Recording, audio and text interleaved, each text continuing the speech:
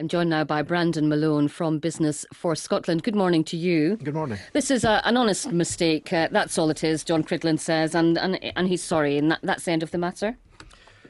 Well, I find that an interesting position to take. I'm just looking back at last week's Sunday Herald, where a spokesman for the CBI said pretty much the opposite of that.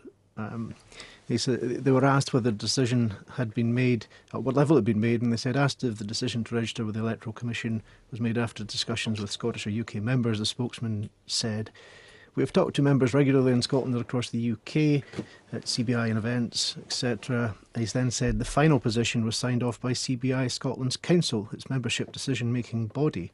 So I think what's being said today is inconsistent with that. But clearly it's a bit of a mess. But John Cridland there saying that it's a matter of regulatory compliance. Whoever signed it off maybe shouldn't have signed it off. It's not valid, and that's why they are now applying to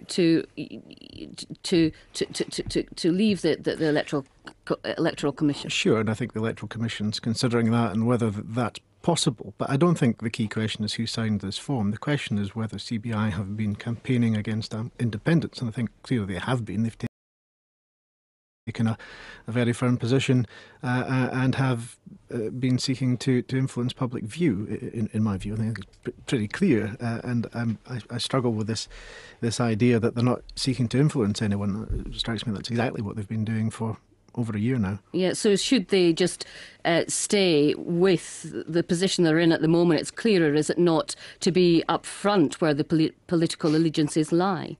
I think the problem they've got is that they're a representative body. They purport to represent however many thousands of people in Scotland, and I'm happy to talk about that. I don't think they have anywhere near that sort of representation.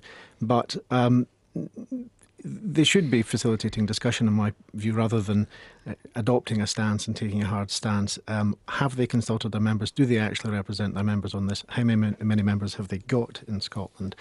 My understanding is it's now, after the resignations, fewer than 70 members. It's only 18 bodies, I think, said that they were either leaving or that they were suspending their membership. I think it's over 20, but that's about a quarter of their membership of bodies registered in Scotland. It's very, very many individuals, though, employed by these companies. It's some of the biggest companies. And John Cridland there is saying yes, that his members are quite happy. He said nobody had put pressure on the CBI to change their position. So he says, but, are they really speaking for their members? How would they know? Have they had a decision in a general meeting, which is what they ought to do before they start incurring political expenditure? And that's a matter of law. They have been speaking to their members, so they've had consultations on the issue of independence, and they've been very upfront about that. And they've posed very serious questions about business operating in Scotland, in an independent Scotland.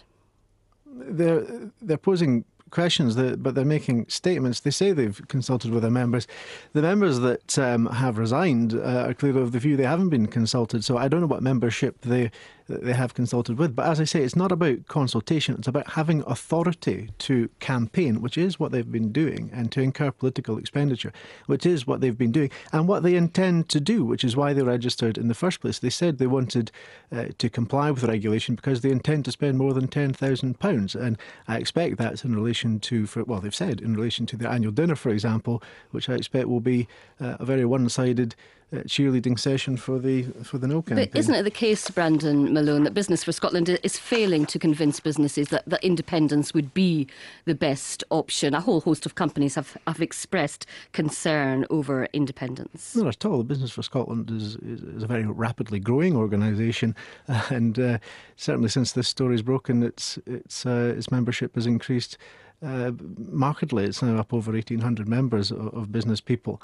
And those people are all at senior level within businesses within Scotland. As I say, the Scottish membership, actual membership of CBI is very low indeed. Where do you think this leaves the CBI now? Is it not just a fact that it is a sort of terrible mess? It's an embarrassing U-turn, and the body itself is in question, but the issue is still there.